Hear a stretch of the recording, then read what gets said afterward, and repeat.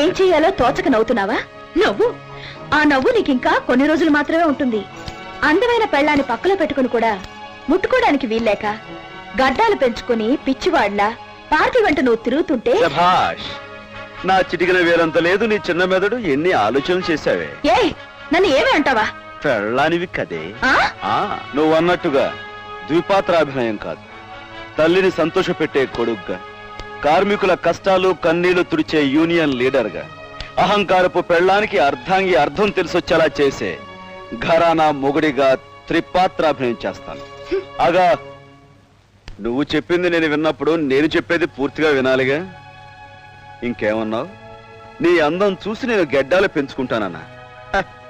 ఈ గడపలోనే కాదు, నువ్వు పూర్తిగా చీర ఊడదీసుకుని నా ఎదురుగా నుంచున్నా చిరునవ్వుతో నిగ్రహించుకోగల కెపాసిటీ ఉన్నవాడిని.